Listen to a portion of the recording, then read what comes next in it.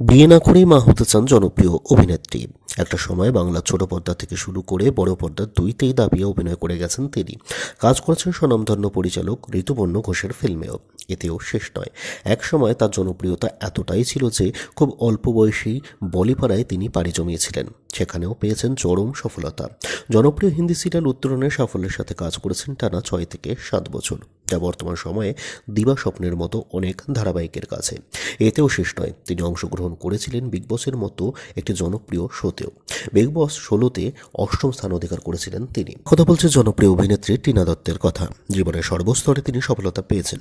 বাংলা থেকে মুম্বাই দাপিয়ে কাজ করে গেছেন তিনি। তবে ব্যক্তিগত জীবনে বারংবার এসেছে তার ব্যর্থতা। বয়স 33 পেরিয়ে গেলেও বসা হয়নি বিয়ের পিঁড়িতে, কিন্তু তবুও তিনি মা হওয়ার স্বপ্ন দেখেন। তিনি মা হতে চান। সম্প্রতি এক সাক্ষাৎকারে এমনই ইচ্ছা প্রকাশ করেছেন টিনা।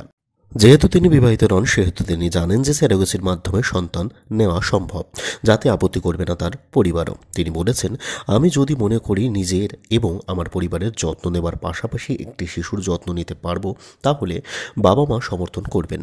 সেই দায়িত্বের জন্য স্বামীর উপর নির্ভর করার কোনো দরকার নেই। অতীতে 5 বছর যাবৎ একজনের সাথে সম্পর্কে ছিলেন টিনা।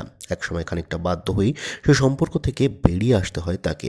এরপর কোনো রকমের সম্পর্কে জড়াতে ভয় পান টিনা।